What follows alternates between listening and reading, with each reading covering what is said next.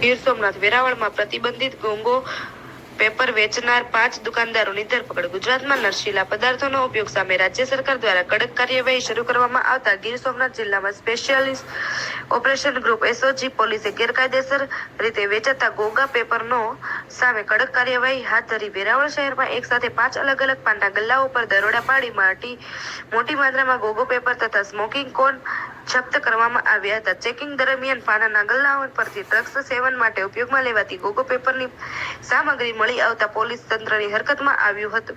SOG ટીમે લીલાશાહ નગરમાં આવેલ રોનક પાન, હરિસિદ્ધિ સોસાયટી, સ્કાય સિટી વિસ્તારમાં શિવમ પાન, વેરાવળ બ્લડ બેંક શેરીમાં ગાયત્રી પાન, બહારકોટ કાનાવાલી બાગ વિસ્તારમાં સ્વાતિ પાન તથા જલારામ ટોકીઝ પાછળ આવેલ ખુશ્બુ પાન પર દરોડા પાડી તપાસ હાથ ધરી હતી. દરોડામાં દરમિયાન ગોગો સ્મોકિંગ કોન 124 નંગ, ગોગો રોલી પેપર 268 નંગ મળી કુલ ₹4,540 નો મુદ્દામાલ જપ્ત કરવામાં આવ્યો હતો. ડ્રગ્સ અને ગાંજા જેવી નશીલી પ્રવૃત્તિનો ઉપયોગ થતી ગોગો પેપરની સામગ્રી પાન પાર્લરો તેમજ હોમ ડિલિવરી મારફતે સરળતાથી મળી રહી હોવાથી ફરિયાદો સામે આવતા રાજ્ય સરકારે તાજેતરમાં ગોગો પેપરના વેચાણ પર પ્રતિબંધ જાહેર કર્યો છે. પ્રતિબંધ જાહેર થતાં જ પોલીસ દ્વારા શહેર કડક ચેકિંગ શરૂ કરવામાં આવ્યું. એસઓજી દ્વારા હાથ ધરાયેલી આ કાર્યવાહી દરમિયાન વેપારીઓને ગોગો પેપર સહિત પ્રતિબંધ સામગ્રીમાં વેચાણ ન કરવા કડક